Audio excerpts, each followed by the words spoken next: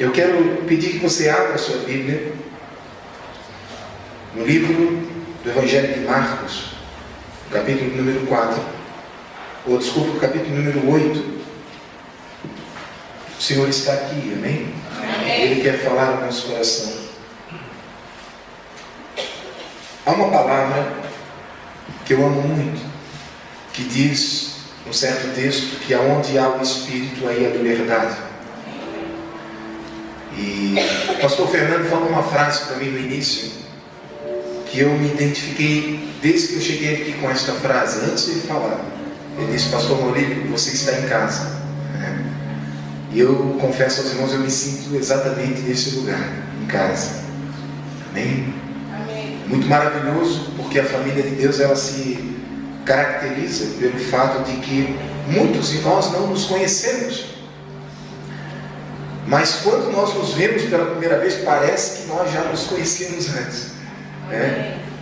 Isso é muito espiritual. Aliás, nesse tempo em que nós caminhamos aqui, que é esse tempo tão limitado, esse tempo cronológico, nós muitas vezes não atentamos para efeitos e poderes espirituais que caminham junto com aqueles que creem em Deus. Um deles é que nós cremos num Deus que não caminha no cronos, Ele caminha no tempo da eternidade. Amém? Então, são coisas que nós não podemos explicar. Eu olho para os irmãos e é como se eu já conhecesse.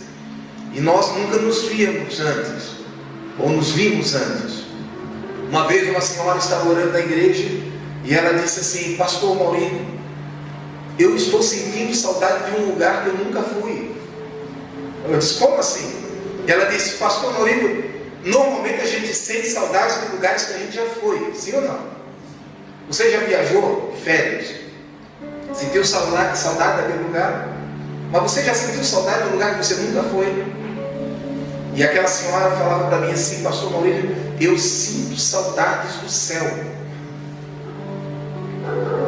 Aí ela assim para mim, me deu uma explicação teológica para isso, bíblica para isso.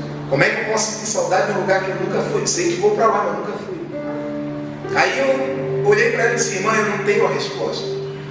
Isso faz uns 15 anos atrás. Quando eu me virei de costas para ela, o Espírito Santo falou no meu coração assim: você não tem a resposta, mas eu tenho. E aí eu me voltei para ela e disse assim: minha irmã, o Espírito Santo tem a resposta. Eu não tenho, mas ele tem. Você sente saudades de um lugar que você nunca foi? Porque dentro de você habita uma pessoa que já foi no céu, já esteve no céu. Portanto, esta saudade que você sente do céu, ela não é produzida pelo seu próprio coração, mas ela é produzida pelo próprio Espírito Santo. Jesus disse: vós não ficareis órfãos, mas eu enviarei o outro Consolador. Amém? E Ele estará convosco. Quem sabe que o Espírito Santo está com você? Levante sua mão. Amém? É por isso que você começa a sentir coisas que você não sentia antes. Uma delas é sentir saudade de um lugar que você nunca esteve, mas é o próprio Espírito Santo. Que a Bíblia diz que quando a igreja for arrebatada aos céus, o Espírito Santo, assim como ressuscitou a Cristo, como cantamos, ressuscitará também os nossos corpos e seremos semelhantes a Jesus, e nós estaremos face a face com o nosso Deus, no lugar onde nós nunca estivemos fisicamente antes, mas no lugar onde o Espírito Santo sempre esteve. Quantos podem glorificar a Ele por isso? Amém? Então feche os teus olhos neste momento e procure esta saudade dentro de você, porque ela está aí. Meu Deus, há uma presença real do Espírito Santo neste lugar. Quantos sabem disso? Eu sinto sua presença aqui. Oh meu Deus, há um lugar onde Deus quer que você esteja. Meu Deus, há uma presença.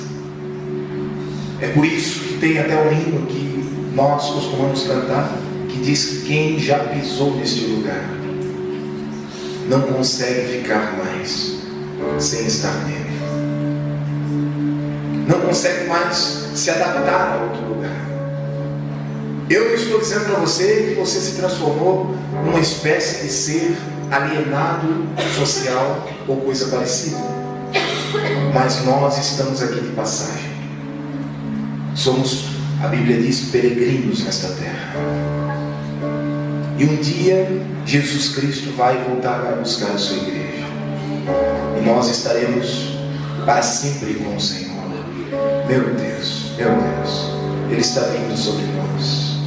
Busque esta saudade, porque ela está aí, dentro de você.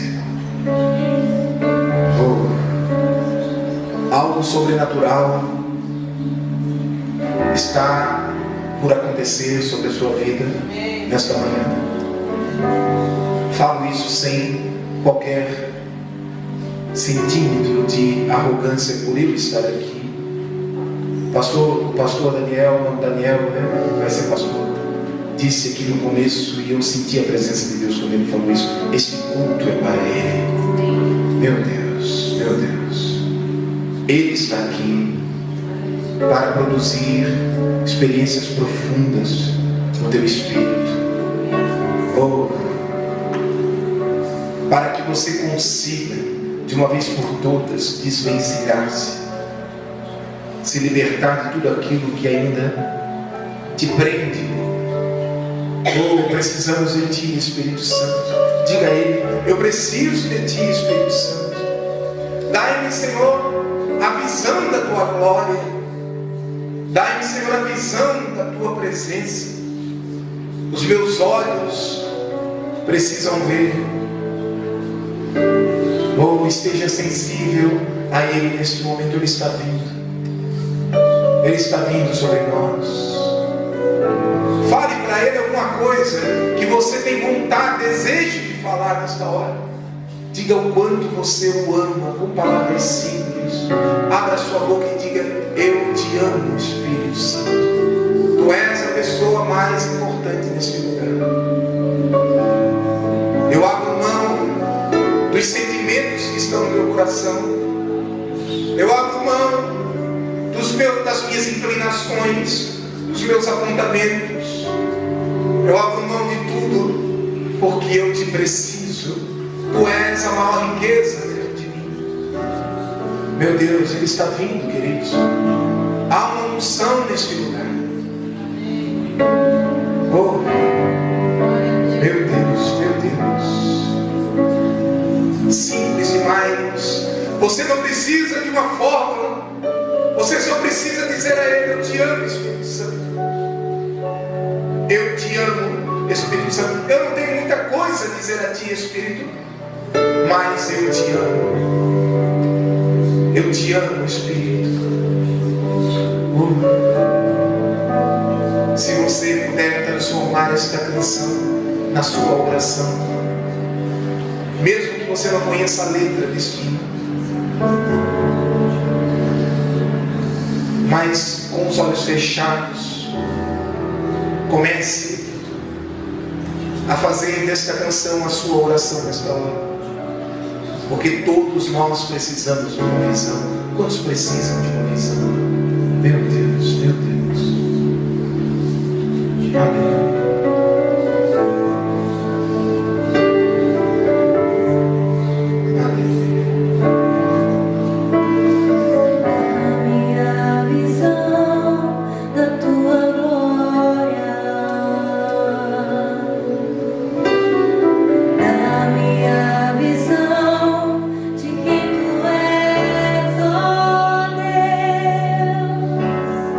Abre os meus olhos.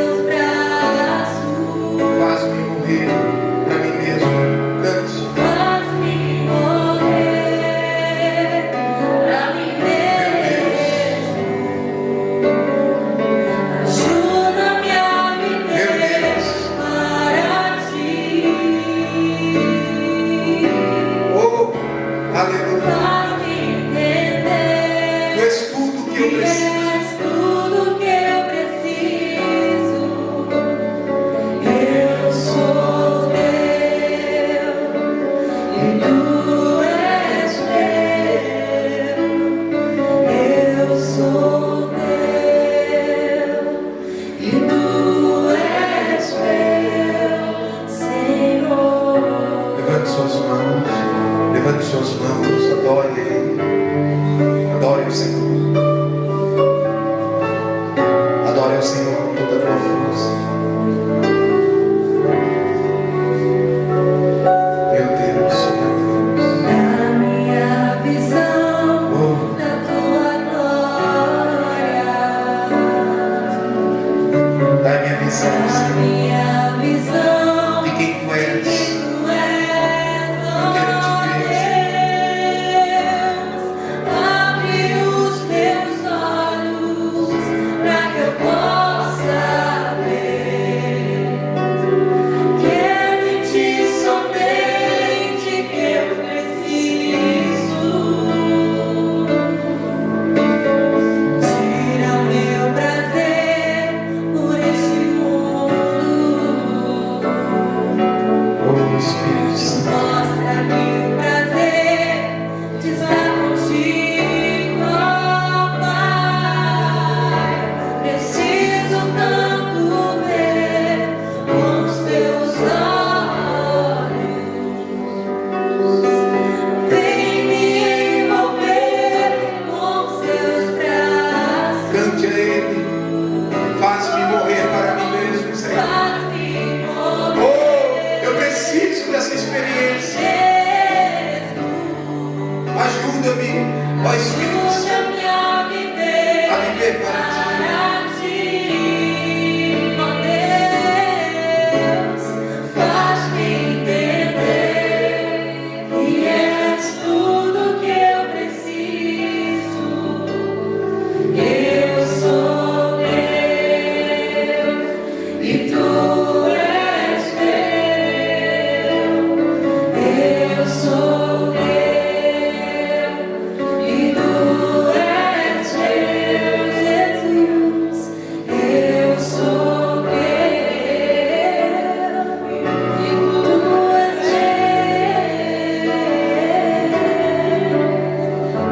meu. Sua presença está aqui. Oh, aleluia, Jesus. Todos nós precisamos de uma visão. Em Marcos capítulo 8, há um texto da palavra de Deus que ele é inusitado porque está somente no Evangelho de Marcos, mas ele nos ensina algo muito profundo. As nossas vidas, nesta manhã, elas sofrerão uma alteração. Amém? Agora ouça, deixa eu falar algo para você. Não tenha medo da alteração. Amém? Não existe unção sem vida alterada. Amém? Você pode dizer isso para a pessoa que está perto de você. Você quer a unção, irmão? Então prepare-se para as mudanças. Diga para o Senhor. Aleluia. Quem está afim de receber essa unção? Amém? Há um texto do Evangelho de Marcos, capítulo 8, verso 22 em diante, que diz o seguinte: E chegou a Betsaida, e trouxeram-lhe um cego, e rogaram-lhe que lhe tocasse. E tomando o cego pela mão, levou para fora da aldeia, cuspindo-lhe nos olhos, impondo-lhes as mãos, perguntou-lhe se via alguma coisa. E levantando ele os olhos, disse: Eu vejo os homens, pois os vejo como árvores que andam. Depois tornou a pôr as mãos nos olhos. E ele, olhando firmemente, ficou restabelecido e já via ao longe e distintamente a todos. E mandou-o para a sua casa, dizendo: Não entres na aldeia.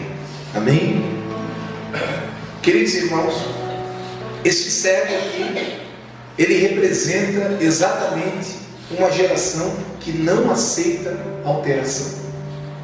Esse é um texto que fala e mostra um dos milagres de Jesus. Aliás, o Evangelho de Marcos, ele é conhecido pelos milagres que Jesus opera.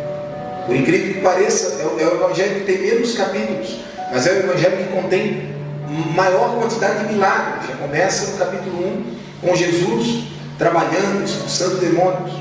Mas esse milagre aqui, na verdade, ele acontece porque esse texto de Marcos 8, verso 22 ao 26, ele, na verdade, só acontece porque ele é fruto de uma sequência de acontecimentos que ocorrem anteriormente. E é interessante, por exemplo, se você, com a Bíblia aberta, perceber o que acontece antes dessa passagem de Betsaida, ainda na cidade de Betsaida, aconteceu a segunda multiplicação dos pães, ok? E após a segunda multiplicação dos pães, a Bíblia diz que Jesus, ele faz uma pergunta aos discípulos, se eles haviam entendido o que estava acontecendo. Jesus, então, faz uso, utiliza-se de algumas metáforas, dizendo, olha, cuidado com o fermento dos fariseus. Mas a Bíblia diz que os discípulos, ainda que com a barriguinha cheia de pão e peixe, eles não conseguiram entender a mensagem espiritual. Eles não conseguiram compreender qual o objetivo de Jesus naquele momento, aonde Jesus queria levá-los, a uma experiência profunda. Segundo a ordem cronológica das histórias que tem nos evangelhos, até aqui os discípulos ainda não haviam entendido que Jesus era o Cristo, pelo menos de uma maneira coletivizada. Foi só lá em Mateus capítulo 16 que Jesus vai fazer uma pergunta a Pedro, então Pedro vai dizer que ele é o Cristo. Mas até aqui, após a segunda multiplicação dos pães, os discípulos estavam seguindo a Jesus, eles estavam empolgados com Jesus, eles estavam felizes porque viam os milagres acontecendo, a manifestação, as grandes multidões seguindo a Jesus.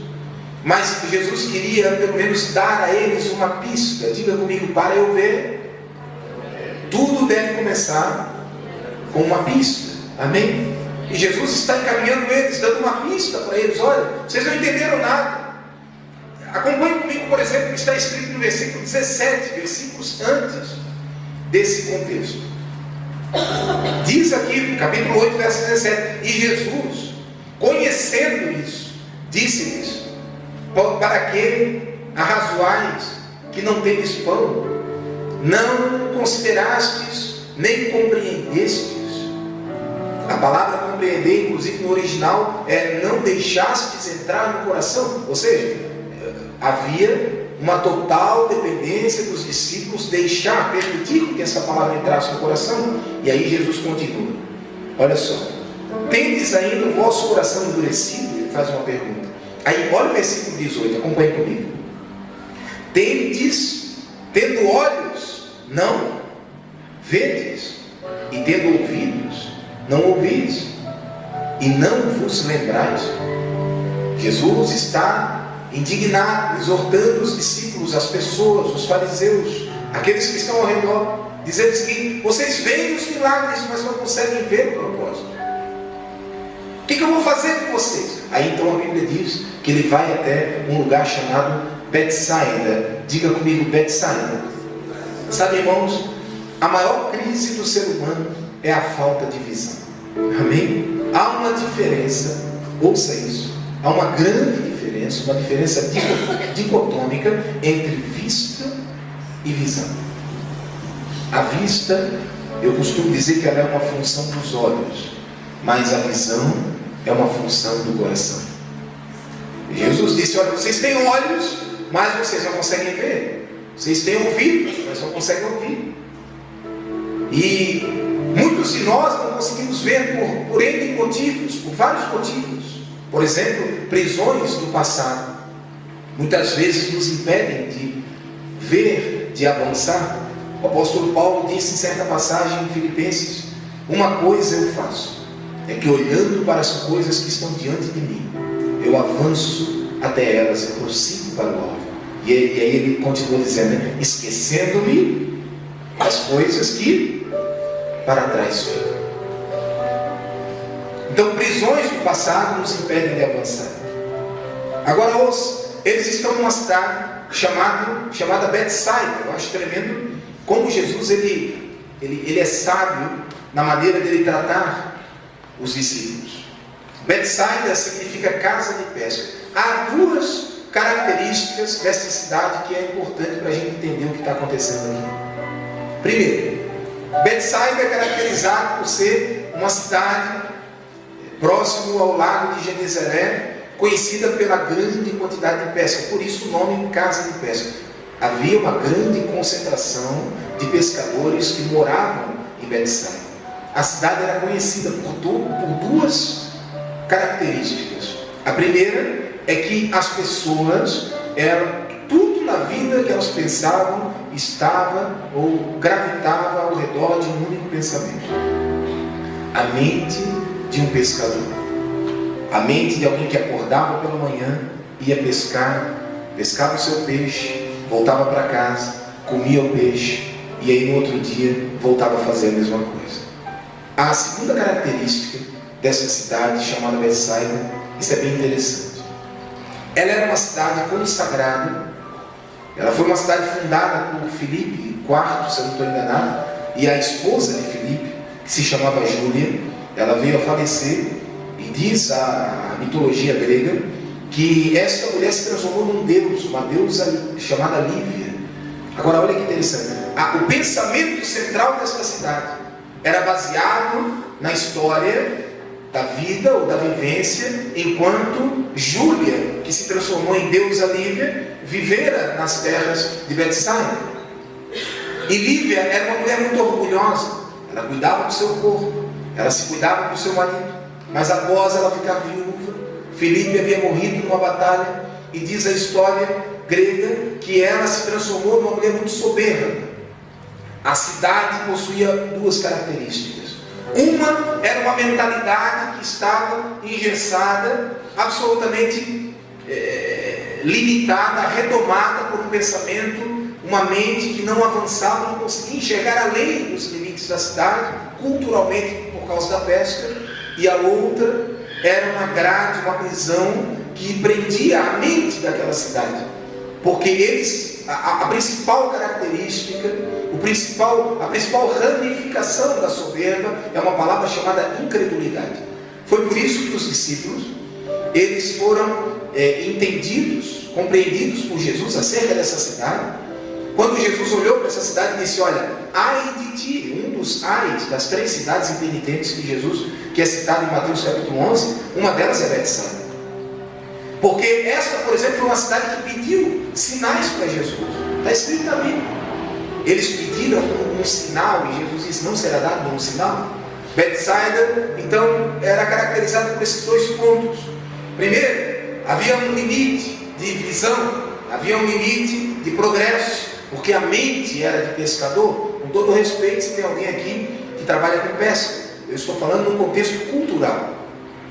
E uma outra característica é que ela cultuava a cidade em si, coletivamente, quase toda, era pressionada por essa atmosfera espiritual que caminhava nesse segundo céu da cidade, empurrada por um pensamento de altivez e de soberba. Não é em qualquer coisa que nós vamos crer. E Jesus disse: olha, ai desta cidade, vocês pedem um sinal. Agora ouça, Jesus entra nesta cidade, ele quer ensinar uma lição. A cidade era uma aldeia e ao lado dessa cidade era uma rua principal que estava bem centralizada na cidade de Betsaida, onde as pessoas estavam caminhando. A Bíblia diz que após Jesus ter olhado para os discípulos e dito: vocês têm olhos, mas não veem, mas eu quero ensinar alguma coisa para vocês, ele entra em Betsaida. A Bíblia diz então que se aproxima dele um cego. Ouça com atenção. E a gente já viu muitas curas na Bíblia, sim ou não? E muitos cegos foram curados na Bíblia, mas esse aqui foi curado por fases e por etapas de uma maneira muito específica. Não existe outra passagem na Bíblia que mostre Jesus curando alguém fazendo o que ele fez aqui. A primeira coisa que Jesus faz com esse cego, isso eu acho interessante. Ele disse aos discípulos: vocês precisam ver, vocês precisam me conhecer. Vocês ainda não compreenderam que não é o pão multiplicado que é a razão da nossa existência. Mas ele disse em outra passagem: eu sou o pão da vida. E Jesus então se aproxima do cego. E olha o que o texto diz, versículo 23. Acompanhe comigo. Chegou a Betsaida, trouxeram um cego, rogando que lhe tocasse. Versículo 23 diz: e tomando o cego pela mão. Meu Deus, quantos vão ser abençoados nessa manhã aqui? Você crê nisso? Primeira coisa que Jesus faz, Ele toma o cego pela mão. Diga assim comigo: Jesus tomou o cego pela mão. Aí você diz assim: pastor, o que tem de anormal nisso? Aparentemente nada. Mas eu fui no grego olhar essa expressão. Quando Jesus toma o cego pela mão, a palavra tomar, a palavra pegar, ela não está, interessante, o verbo tomar no grego não está no princípio ativo da ação do verbo. A palavra tomar no grego significa ele ajudou gentilmente. Ou seja, ele, talvez, o texto não diz, mas o grego diz que foi um ato de gentileza. Ele não invadiu a vida do cego. Ele chegou, talvez, ele olhou para o cego e disse: com licença, você é cego, você não está me vendo, posso pegar na sua mão? O pensamento grego é esse. Ele ofereceu ajuda, ou seja, eu quero conduzir você, mas eu não quero forçar você. Há uma palavra que Deus respeita, que se chama livre-arbítrio. Nós precisamos conhecer a Deus. Deus nunca vai forçar ninguém a fazer qualquer coisa, amém? Amém. Ele não puxou o cego: vem cá que eu sou Jesus e vou te curar. Não. Ele chegou para o cego. O nosso Deus, Ele é um Deus educado. Quantos sabem disso? Satanás não. O nosso inimigo, ele entra pelas frestas, pela janela. Ele não pede licença. O nosso Deus, está escrito lá em Apocalipse, ele vem à porta e bate. Se alguém abrir, havia um pastor amigo meu, que ele sempre, quando ele pregava, ele dizia: olha, essa porta que está lá em Apocalipse, ela é uma porta que só tem maçaneta pelo lado de dentro. Porque Jesus, ele não invade o nosso coração. Eu achei isso interessante. Jesus, ele quer ensinar algo aos discípulos. Então ele vem e diz: com licença, você quer que eu pegue você na sua mão? Quer que eu te conduza? Você é cego, eu posso guiar você. É algo espontâneo, depende do seu querer, do direito de ser você. Cada um de nós tem o direito de sermos nós. Deus não é um Deus que pega você, invade a sua alma, a sua mente e despersonifica você. Você se converteu, mas você continua sendo a mesma pessoa, sim ou não? Houve uma transformação espiritual, mas observe, na sua identidade é o mesmo nome. Você tem o mesmo pai, a mesma mãe, sim ou não? Você mora na mesma cidade, ou quem sabe se mudou dela, mas você continua sendo a mesma pessoa. Ou seja, eu quero entrar na sua vida, mas eu respeito você. Alguém pode dizer amém? Amém. Ele diz: eu quero pegar na sua mão. Ou seja, acompanhe comigo esse pensamento. Jesus, Ele nos conduz, mas Ele nunca nos manipula. Nunca. A religião não. As mãos da religião, elas nos oprimem e nos forçam a caminhar. Sim ou não? Mas Jesus, diga Jesus, não é uma religião. Eu acho que você está com fome nessa manhã. Amém? Amém. Olha para o seu irmão e diga assim: acorde, meu irmão, está frio, mas você precisa ouvir essa palavra. Diga assim comigo: Jesus Cristo não é uma religião. Uma vez eu aprendi na faculdade uma coisa interessante. Lá o pastor disse: olha, religião, ela vem da palavra religare, do latim, que significa ligar o homem a Deus, ou um esforço de ligar o homem a Deus. Mas ouça com atenção, Jesus Cristo é exatamente o oposto disso. Jesus Cristo não é um esforço humano de se ligar a Deus, mas é um esforço divino de se ligar a nós. Foi Deus quem se esforçou naquela cruz. Nós cantamos isso aqui. Amém? Amém. Ou seja, a religião, diferentemente, ela diz: você tem que vir, mas eu não quero, mas você é obrigado a vir. Jesus não, ele diz: com licença, deixa eu pegar na sua mão. E dificilmente alguém resiste a esse pedido, sim ou não? Nesta manhã, diga-se comigo, nesta manhã, alguém pode dizer isso? Eu quero que o Senhor me pegue pela mão. Meu Deus, levante suas mãos, adore o Senhor por alguns instantes, fale palavras de amor a Ele, diga a Ele: eu preciso de Ti, Espírito Santo.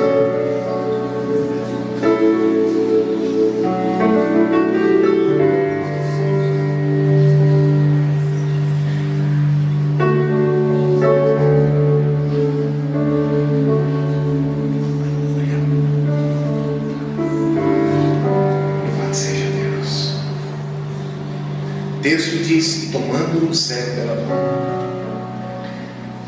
olha o que ele continua dizendo: levou o cego para onde? Para fora da aldeia. Meu Deus, não bastava tocar no cego e dizer: enxergue de uma vez, eu sou Jesus, eu tenho poder para fazer isso. Não, ele disse: eu vou pegar você pela mão. Mas existe um processo, diga-se comigo, existe um processo. Ele toma o cego pela mão e diz o texto: ele tira o cego para fora da aldeia. Ou seja, ele removeu o cego do seu próprio mundo. Amém? Ele tirou o cego. Quem daqui nesta manhã quer ter uma experiência profunda com Deus?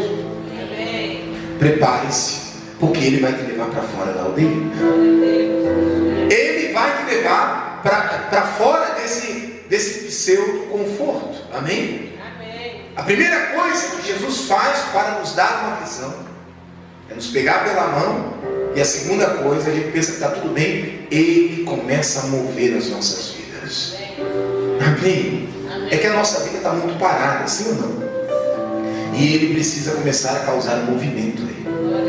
Ele tira esse cego desse lugar, desse ambiente anestésico que ele está tão acostumado. Tudo está tudo certo, eu conheço as pessoas, eu não enxergo, mas está bom. Eu já estou tão acostumado a ir para lá e para cá. Tem lugares que eu já sei até qual é o caminho, pelo sensor olfativo, pela voz das pessoas, e a gente vai se acostumando com o Evangelho. É assim mesmo. A gente vem para o culto e diz: eu já sei até qual vai ser a próxima frase do pastor. Ah, eu já ouvi essa palavra. Eu já sou crente há tantos anos. Ele quer te dar uma visão. Alguém pode dizer amém? Amém. Ele olha para o cego e diz assim: tá bom, vai acontecer um milagre, mas não aqui. Eu vou tirar você deste seu mundo. Abraão, a Bíblia diz que ele só decolou quando saiu de Ur dos Caldeus. Ele tira você do lugar. Ele move a sua vida. Há um termo na psicologia que chama esse movimento de fuga de adequação. O ser humano, ele é tendencioso a se adequar. Sim ou não? Sim ou não? Sim. Vê que o sim no começo da pregação estava mais forte. Você foi se adequando, né? Quando eu entrei aqui, alguns irmãos estavam sentados exatamente como seria talvez a indicação de um profissional, de um fisioterapeuta. Estavam sentados bem alinhados na cadeira. Agora não. Alguns estão com a perna esticada, outros já estão encostando no ombro do irmão, porque nós somos seres que buscamos o lugar da zona do nosso conforto. Amém? Amém. Você entende isso? E Jesus quer tirar-nos desse lugar. Eu fui, antes de ser pastor, eu fui montador de móveis. Então a gente entregava todo tipo de móvel, eu montava guarda-roupa. Só que um dia a gente entregava sofás também. Um dia, meus amados irmãos, aconteceu uma experiência muito tremenda. Um palestrante, que era um dos promotores de uma marca de sofá, ele foi até a empresa e foi dar uma breve palestra sobre o sofá. E ele foi explicar por que um sofá tem 5 anos de garantia, 10 anos de garantia, e quando chega no primeiro ano, você compra um sofá novo, e você olha para o termo de garantia e diz assim: como pode ter 10 anos de garantia esse sofá? Se faz 1 ano que eu comprei ele e ele já está todo mole, todo caído, né? E aí você diz: não pode ter 10 anos de garantia. E ele explicou o porquê. Ele disse: o problema não está no sofá. O problema é que as pessoas sentam no sofá e elas vão buscando um lugar. Eu posso dizer bem isso, irmãos. Quando eu sento no sofá, meu filho me imita quando eu sento no sofá. Quando eu sento no sofá, é um tombo só, meu irmão. Eu já largo a havaiana do lado, né? Quando eu sento no sofá, esse braço já vem aqui batendo, essa perna já vai ficando do outro lado, né? Essa fica para baixo e a cabeça encaixa certinho no cantinho assim do sofá, sabe? E como eu sou careca, assim, ajuda a deslizar, eu vou fazendo assim, ó. Aí a orelha vai esquentando, né? Irmão, se você for na minha casa, olhar para o sofá, se você analisar bem sensivelmente, você vai ver o meu formato no canto do sofá. Isso se chama adequação. E esse palestrante explicava o seguinte: o problema não está no sofá. O problema, as pessoas compram o sofá e dizem que sofá duro. Aí o mito é que se fala por aí é que não, mas ele vai amolecendo com o tempo. Não, a maioria dos sofás de qualidade não amolecem com o tempo. Mas é o teu corpo que vai se adequando ao formato do sofá. Tão certo que para quem, fica a dica, né? Para quem tem problema de coluna ou coisa parecida, o sofá diz que é um veneno para isso, né? Porque você vai acostumando e formatando o seu corpo. E Jesus olhou para o cego e disse assim: eu preciso tirar você deste sofá espiritual. Eu preciso sacar você deste mundo acomodado. Não existe visão sem fuga de adequação. Não existe visão sem sermos sacados deste lugar que nós gostamos, que nós amamos. Todos nós gostamos de nos adequar. Amém? Amém. Diga assim comigo: eu estou amando essa palavra. Oh, irmão, que cinismo. Tudo que você quer nesse momento é um sofá, sim ou não? Bem quentinho. Quem sabe você está pensando assim: meu Deus, eu pensei que a palavra ia ser o culto da bênção, né? E eu acordo pela manhã, culto de manhã já é, né? Tem que acordar cedo. As irmãs têm que ir no espelho e passar um tempo lá. E aí chego na igreja pensando: vai vir uma palavra pelo menos boa para mim poder, né, sair de lá mais motivado. Aí você vem aqui e ouve Jesus falar pelo seu Espírito o seguinte: saia do seu lugar de conforto. Meu Deus. Diga para o seu irmão nesse momento: você está muito confortável, irmão? Amém. Isso significa mudança de conceitos. Ele vai tirar você do seu mundo. Amém? Amém. Sistemas de crenças. Talvez você achava que estava certo, e aí depois passou um tempo, você olhou quantas coisas, né? A gente caminha com tanto conceito, e daqui a poucos anos passam, a gente percebe que não estávamos tão corretos assim. É porque a nossa visão mudou? Não, é porque Deus está começando a abrir os nossos olhos. Amém. Amém. Nós precisamos sair desse lugar e ter essa experiência de sermos sacados desse nosso mundo. É o mundo que nós enxergamos. A mitologia grega conta a história de Platão, o mito da caverna. Quem já ouviu o mito da caverna? Aqueles homens estão dentro de uma caverna.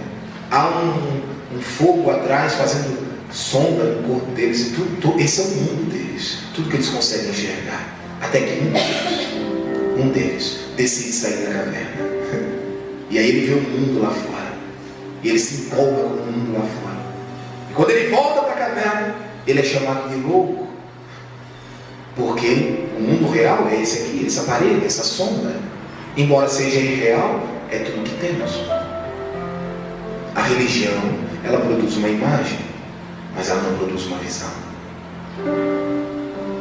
Amém? Amém. E Jesus quer nos sacar deste lugar. Diga-se comigo nesta manhã: eu vou entrar num grande conflito. Quem está preparado aqui? Amém. Amém. Amém. Há um psicólogo social chamado Leon Festinger. Ele diz o seguinte: que toda mudança gera conflito. Todo novo conhecimento gera conflito. Nem todo conflito é ruim, mas muitas vezes é necessário. Deus, Ele quer gerar mudanças nas nossas vidas. Diga amém. Amém. Amém. Ele quer quebrar esse sistema de crença, essa aldeia, este lugar fechado, parado. Toda mudança, diga comigo, toda mudança produz desafios. Amém? Amém. Olha para o irmão mais bonito do seu lado. Esse aí mesmo, irmão. Contente-se. Pare de olhar para mim, ó. É o mais bonito do seu lado. E diga para ele assim: Jesus pegou na sua mão. Agora diga para ele assim: ainda dá tempo de largar? Amém? Meu irmão, porque se você não largar, Ele vai te levar para fora da aldeia para te dar uma visão. Eu sinto a presença de Deus quando falo essas palavras. Levante suas mãos. Meu Deus, meu Deus. Oh, que presença está tomando este ambiente. Ou seja, é desconstruir para construir. É uma quebra que precisa acontecer para que Deus possa construir algo novo em mim. Ele leva o homem para fora da aldeia. Quanto tempo nós temos aqui? Até meia-noite? Eu gosto quando as pessoas fazem assim. Quando faz assim 3 vezes, eu entendo com 3 horas. Eu estou brincando, irmãos. Nós já vamos almoçar daqui a pouco. Agora ouça, preste atenção. Versículo 23. E tomando o cego pela mão, levou para fora dentro da aldeia. Agora olha o que Jesus faz com o cego.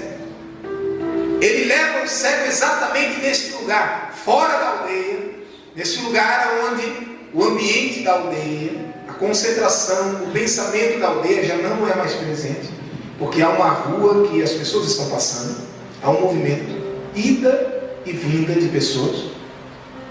O cego não vê.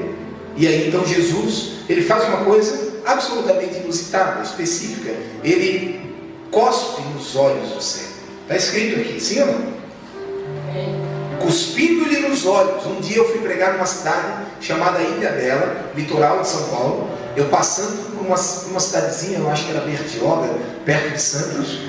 E aí tinha uma placa de uma igreja, escrita assim: o cuspe de Jesus. Penso eu que esta igreja foi fundada baseada em Marcos capítulo 8. Alguém olhou e disse assim: interessante, vamos abrir a igreja do cuspe de Jesus. Vocês se assustaram? Eu estava indo pelo Paraná outro dia de carro, e aí passei por uma igreja que estava escrito assim: aqui, dízimo mais barato. Aí eu fiquei pensando, esse já é um problema, como se diz, semântico. Eu não sei como dízimo mais barato, é contraditório, é paradoxo isso, né? Porque se é dízimo é 10ª parte, sim ou não? Talvez o dízimo é mais barato porque as pessoas ganham menos. Não sei, mas estava lá. É uma maneira de chamar o povo e dizer: ó, aqui você paga mais barato. Não sei se tem desconto, mas, né? Ou talvez faz em 12 no cartão, como Casas Bahia, não sei. Mas enfim, o cuspe de Jesus estava lá. Jesus cuspiu nos olhos do cego. Agora ouça com atenção. Por que Jesus cuspiu nos olhos do cego? Esse ato, como você vê, não aparece muitas vezes na Bíblia. É específico num único texto, que aparece num único evangelho. Jesus cuspiu nos olhos do cego. Porque a literatura judaica, ela nos fornece informações de que isso era de fato um ritual judaico. O ritual da religião judaica. Uma maneira que se tinha de curar as pessoas. Alguns sacerdotes usavam este método. Eles então cuspiam no rosto do enfermo. E Jesus pegou e fez uso do método da religião. Ele diz assim: quer ver uma coisa? Vou mostrar como o método da religião é deficiente. E então ele pega e cospe nos olhos do cego. E depois ele vai mostrar o que aconteceu. Acompanhe comigo. Cuspindo os olhos do cego, ele faz uma pergunta. Acompanhe comigo. Perguntou se ele via alguma coisa. O homem, levantando os olhos, disse: ouça, eu vejo os homens e vejo como árvores que andam. Ele sabia o que era um homem, ele sabia o que era uma árvore. Esse cego possivelmente não era o cego de nascença, porque a Bíblia diz depois que ele foi restabelecido.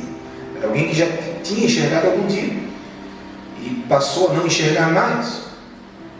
Então ele sabe o que é uma árvore e ele sabe o que é um homem, mas nem cego, nem quem enxerga sabe explicar o que é um homem que anda como uma árvore, ou o que é uma árvore que anda como um homem, ou coisa parecida. Ele olha para a multidão que está passando naquela rua, agora fora da aldeia, e ele vê aquele movimento e diz assim: eu estou vendo sim, mas olha a minha visão. A minha visão é homens como árvores que andam. Meu Deus, isso nos dá um profundo ensinamento. O método humano, o método religioso, primeiro, ele até cura, mas ele nos dá uma visão deficiente. Sim ou não?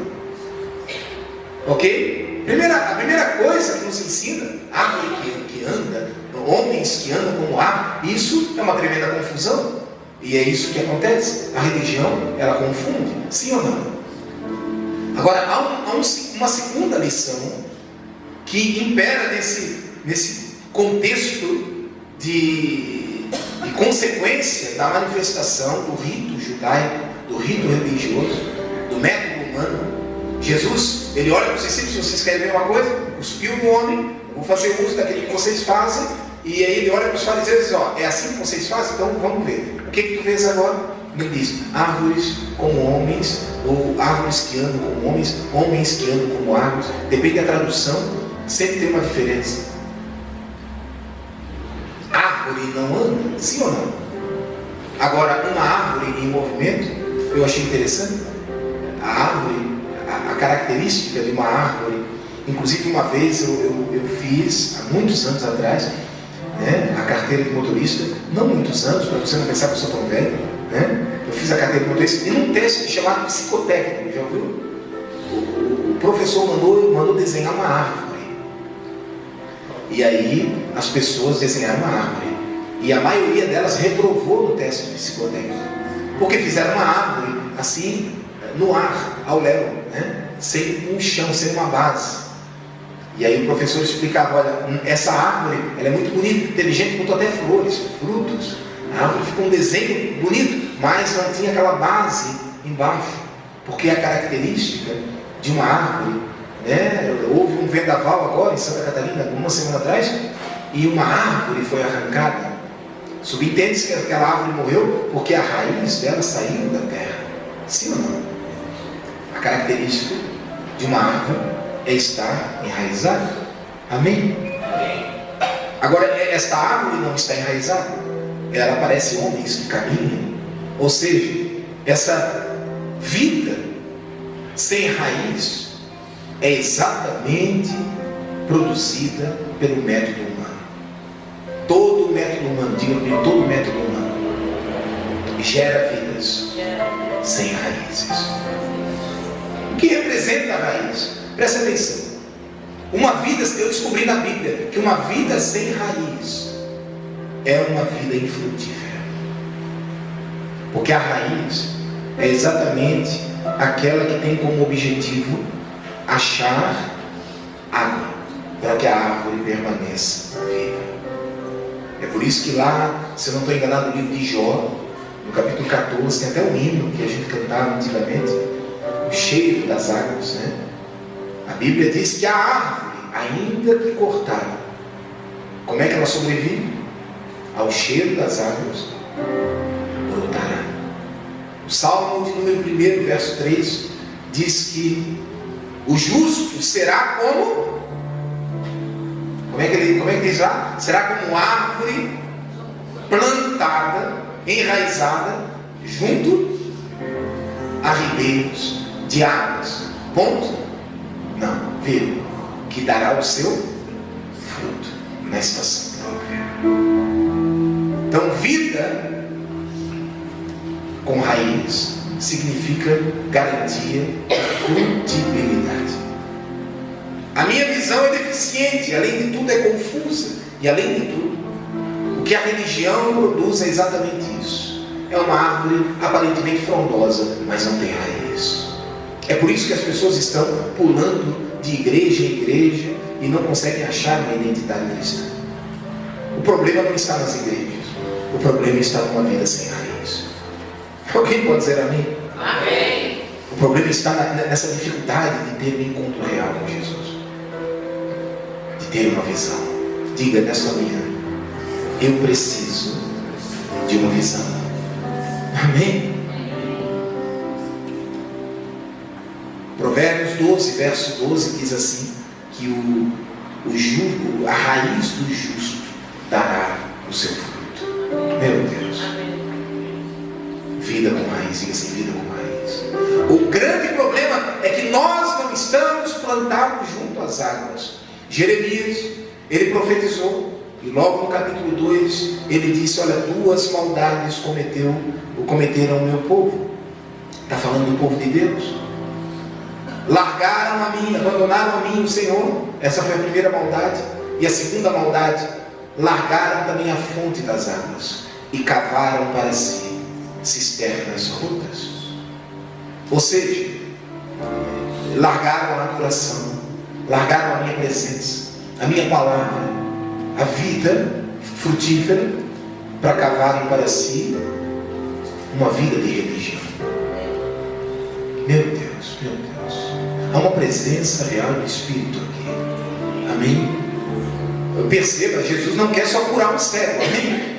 Ele quer ensinar coisas para um povo que não enxergava, comia e bebia, e o pão multiplicado, o peixe, mas não conseguia ver Jesus. Meu Deus. Ele então diz, o texto diz que então Jesus impondo as mãos, aí vem o método de Jesus. Inclusive a imposição de mãos está lá em Hebreus capítulo 6, é um dos pontos da doutrina cristã. Imposição de mãos. A principal característica da imposição de mãos é transferência de valores. Amém? Agora eu vou fazer do meu jeito, Jesus disse. Não através de ritual. Esse negócio não funciona direito. Chamou o cego, colocou a mão no cego. E a Bíblia diz que então, acompanhe comigo. Olha o que o texto diz, já estaremos encerrando. Depois, tornou a pôr as mãos nos olhos do cego. E, olhando, o que diz? Olhando firmemente. Olha só, olhando firmemente. Lembra do que nós falamos no início? Quando Paulo diz, uma coisa eu faço. Eu, esquecendo das coisas que para trás ficam, e avançando, diga assim, avançando. Amém? Para aquelas que estão diante de mim. O termo grego para avançar é como se fosse a expressão de um cavalo que se estica. Ele está concorrendo, ele está correndo numa corrida, e ele se estica totalmente para chegar na linha de chegada em primeiro lugar. Então, eu me alongo, Paulo diz, eu me estico totalmente, porque eu sou convicto do que eu quero. A minha vida tem um propósito. Eu avanço para aquelas que estão diante de mim, prossigo para o alvo, para a soberana vocação de Deus em Cristo Jesus. Eu tenho uma visão. Meu Deus. Diga comigo nesta manhã, eu vou receber uma visão. Olhando firmemente. Aí o texto diz, ele ficou restabelecido. Diga comigo, restabelecido. A palavra grega para restabelecido, apokatistemi, uma palavra esquisita, mas significa ele foi restaurado. Ele voltou a ser como era antes. Ou seja, Deus deu uma visão pura para ele, uma visão clara. nítida. Não há mais confusão. Árvore é árvore, homem é homem. Tudo que eu vejo é exatamente o que eu vejo. Amém? Quem quer uma visão clara nesta manhã? Depois o texto diz, e agora, olha só que interessante, ele via ao longe, a visão que Deus deu para ele não é só uma visão que eu consigo enxergar essa parede, não, ele via além. Deus vai te dar uma visão para você enxergar além. Amém. O seu futuro, Deus vai te dar discernimento. Amém? Quando o teu filho disser, mãe, eu vou dar uma volta, Deus vai te dar discernimento. Amém. As mães podem dizer amém? Amém. Amém? Quando você quiser comprar alguma coisa, adquirir um bem, e você não sentir paz, você terá uma visão, porque você verá ao longe. Amém. Você não vai tomar mais decisões precipitadas. Ver ao longe. A Bíblia, ela nos ensina, por exemplo, o exemplo da águia. Uma vez eu fiz um estudo da águia. Você sabia que esse animal, ele consegue enxergar aproximadamente a 40, 42 quilômetros a sua própria caça. Um rato, lá de cima, uma águia a 42 quilômetros consegue enxergar um rato. Ou seja, Deus vai te dar visão de águia. Amém? Deus vai te dar a visão clara do seu futuro. O conceito de visão é exatamente isso. Uma visão clara de um futuro desejado que gera paixão. E junto com essa visão, uma porção de sabedoria. Amém. Amém. Você está recebendo uma visão que produzirá em você uma unção de crescimento. Você vai ver ao longe. Amém? Amém? Ele está te tirando da aldeia, ele está te fazendo enxergar mais longe. Seja na tua profissão, ouça isso. Seja na faculdade que você está se formando, no seu doutorado, seja onde for. Deus está te dando uma visão ampla. Olhe para a pessoa que está do seu lado e diga, meu irmão, olhe para mim, diga-se para ele, olhe para mim, irmão.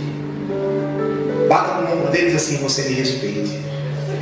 Porque você pode estar falando com o seu futuro patrão. Amém? Alguém acredita nisso, irmão? Uma vez eu fui fazer essa brincadeira uns anos atrás. E não é que aconteceu com uma meia dúzia na igreja mesmo.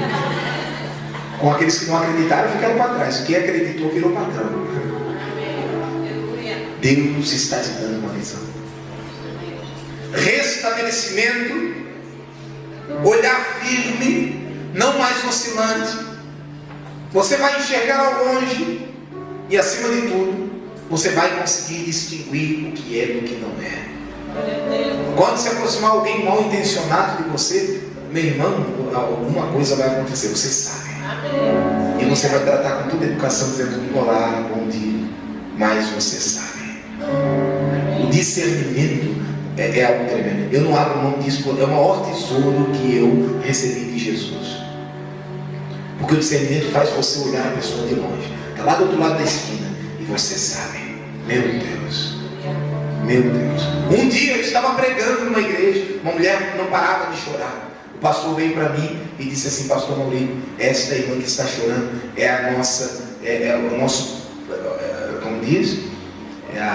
O cartão postal da igreja. É a pessoa mais sensível ao Espírito, e a mulher não parava de chorar. Quem é essa mulher? Eu disse para o pastor, isso faz uns 5 anos atrás. Eu sempre pregava no aniversário dessa igreja. E quem é essa mulher? Ela é a mãe da igreja. Ela é a mulher mais sensível da igreja. O que ela fala acontece. Ela é a profeta da igreja. E foi falando, e eu olhando para a mulher, e ela chorando, e ele falando para mim, olha como ela adora a Deus, e o Espírito Santo me dá discernimento. Isso não é adoração. Você vai se assustar com o que eu vou falar. Eu olhei para aquela mulher e disse, espírito maligno, saia desta mulher. O choro parou na hora, a mulher começou a gritar e começou a chutar as cadeiras. E começou a manifestar-se espíritos malignos. O pastor levou um susto, imagina os irmãos. A mulher, graças a Deus, foi restaurada, foi curada e abriu o coração, confessou os seus pecados, porque escondia uma vida oculta. mas na frente de todo mundo era uma bênção. Diga assim comigo: eu receberei uma visão que causará em mim o poder de diferenciar. Amém? Meu pai foi comprar um carro e ele entrou numa loja de carro e eu fui com ele. E ele disse assim: olha, eu acho que aquele carro ali é bom. Eu disse: por quê, pai? Meu, tem um adesivo atrás: bom é louvar o Senhor, bem no vidro. Eu disse: é mesmo, pai? Eu olhei para o carro, aí veio o discernimento. Pai, aquele adesivo só foi colocado. Nós tínhamos acabado de chegar na garagem do carro, só foi colocado porque aquele carro ali está com o motor fundido, quase se estrepando. Aí o dono da garagem era amigo do meu pai. Meu pai disse: aquele carro ali que está escrito bom louvar o Senhor. Meu pai se chama Maurício também. O dono da garagem disse: não, Maurício, aquele carro não. Para você eu não vou vender. A gente engana as pessoas. A gente coloca um adesivo para as pessoas pensarem que é carro de crente. Mas aquele carro, ele usou essa palavra: está com o motor fundido. Ou seja, destruído. Quem pegasse o carro, Daniel, ia andar 10 quilômetros e o carro ia estourar a corrente e fazer alguma coisa. Diga assim comigo: discernimento. O poder de diferenciar o que é do que não é. A visão de Deus, ela te dá a compreensão de tatear sensivelmente uma palavra chamada autenticidade. Você sabe o que é verdadeiro e você sabe o que é falso. Amém? Amém? Agora, vamos encerrar, o tempo já é curto. Versículo 26, acompanhe comigo. Verso 26. Então, para a gente encerrar, olha o que acontece. E mandou para casa. Jesus curou o cego e manda o cego para casa. Amém? Dizendo: não entres na aldeia. Eu não saio daqui hoje se você não me explicar o que aconteceu aqui. Aonde o cego morava, Daniel? Na aldeia. Jesus mandou ele para onde? A casa ficava?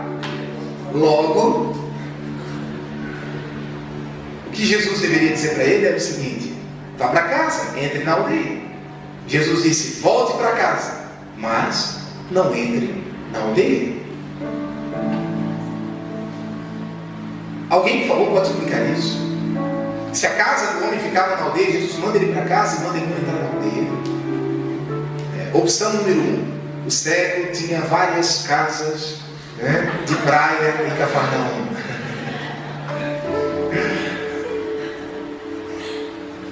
Sim ou não?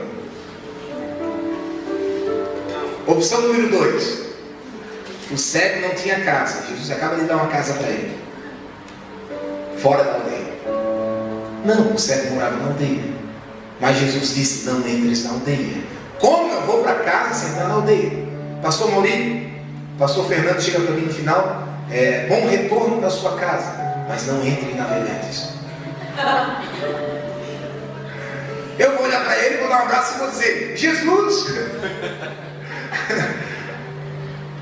eu moro em Navegantes, então minha casa é em Navegantes. Ouça com atenção. Quem quer saber o segredo desse texto? Amém? Escreva isso, é importante. Jesus olhou para ele e disse: vá para sua casa, mas não entre na aldeia. A expressão no grego, a tradução grega diz: vá para casa, mas não fales com ninguém.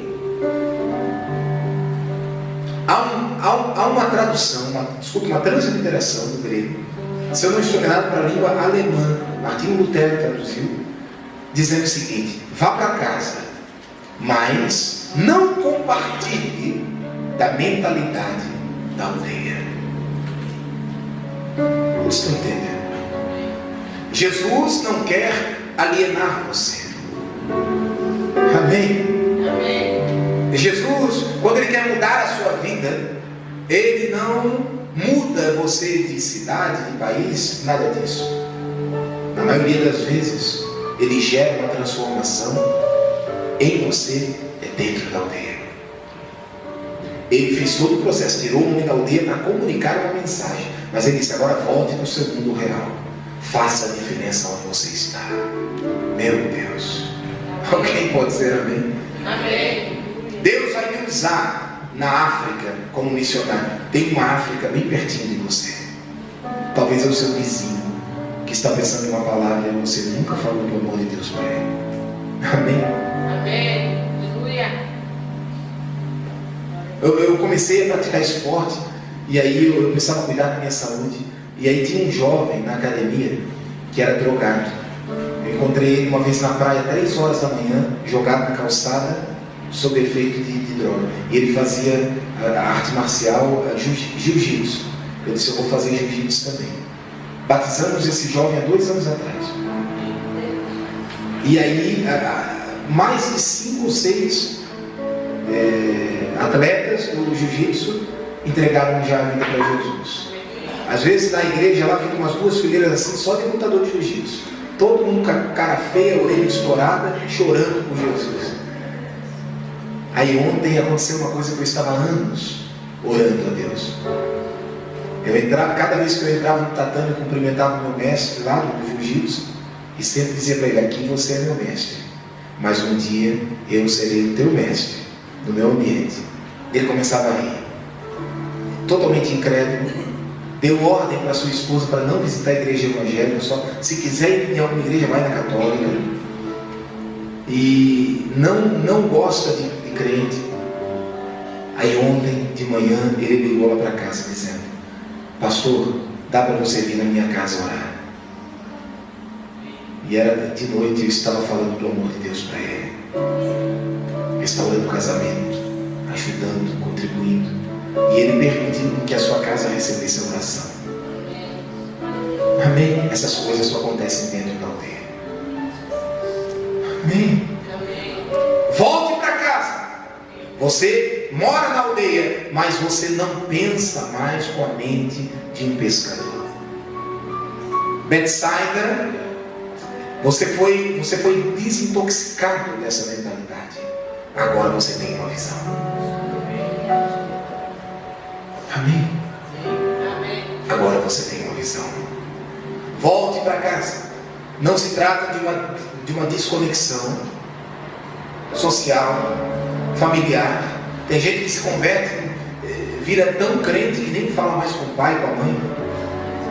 Tão espiritual que não, agora eu sou santo, minha conversa é só com Deus e anjo Gabriel.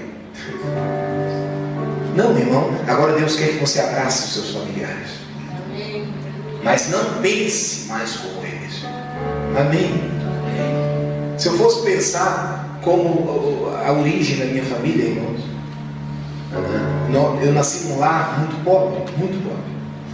A minha mãe sofreu muito na infância, passou fome, eles comiam, eu sei que é perto da hora do almoço, não fique enojado com isso, mas a minha mãe conta que eles caçavam no meio do mato, lá na pedra de Amolá, rato preá, um rato sem rabo, assim, sem cauda, e eles comiam aquilo, faziam carne seca daquele negócio, e eles dormiam em 6 ou 7 dentro de um cubículo de 3x3 em cima de uma esteira.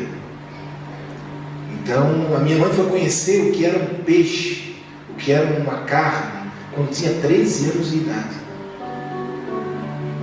Então passaram fome, parte da família morreu de fome, assim por diante. Então eu cresci num lar muito carente, muito humilde, e desde pequeno sempre com aquela mentalidade seguinte: olha, vocês vão trabalhar, vão ter um trabalho, vão ter uma família, vão sustentar. Sabe aquela visão que até a Bíblia ela mostra alguns ecos desse espírito de miserabilidade, algumas expressões, quando diz comamos e depois morremos. Sabe a vida do ser humano, o ser humano que vive para comer, para vestir, para morrer? Essa era a mentalidade. Ninguém estudou na minha casa, mas quando eu me converti a Jesus, eu não me ensoberbeci contra eles, eu não desprezei eles, mas eu recebi uma outra mentalidade. Aí fui correr atrás do atraso, né? E aí comecei a estudar, comecei a buscar, e fui para a faculdade. E nem por isso deixei de amar os meus pais, nem por isso deixei de abraçá-los, de amá-los, de amar os meus irmãos, Cada vez que eu chego perto deles, eles dizem, quando eu não abraço eles, eles ficam bravos. O Júnior, eu sou o Júnior da casa, o Júnior veio aqui e não me deu um abraço. Porque Deus não quer que você se ensoberbeça com aquilo que Ele te dá. Deus quer te dar algo para que você possa servir a outros. Amém? Deus quer te dar uma visão. Feche os teus olhos. Volte para casa, mas não entre na aldeia. Esse Jesus é tremendo. Eu te dou uma nova mentalidade. É um novo tempo.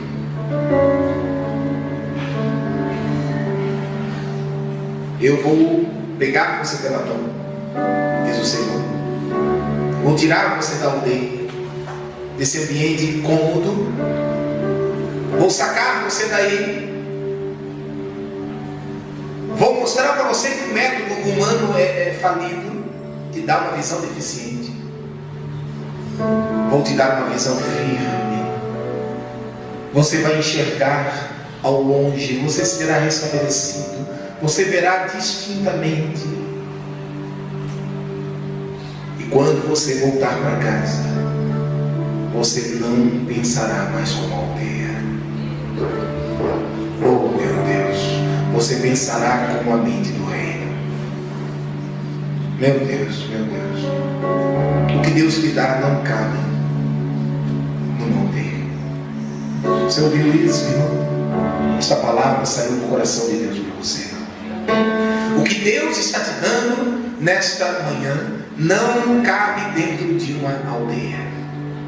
Meu Deus, Betsaida será pequena para você. Oh, fique de pé neste momento. Vamos adorar a Jesus. Após esta canção, ou no decorrer deste hino, eu quero convidar você, se você deseja esta unção, se você quiser sair do seu lugar e vir até aqui à frente, amém? Para receber esta unção, para ter esta experiência profunda com Jesus, você pode fazer isso. Meu Deus, agora ouça, você não será forçado a isso. Deixa Ele pegar na sua mão. Amém. Deixa Jesus pegar na sua mão nessa manhã. Ele quer conduzir você. Ele não quer manipular você. Ele quer guiar você. Oh, feche os teus olhos, adore o Senhor. Há uma presença aqui.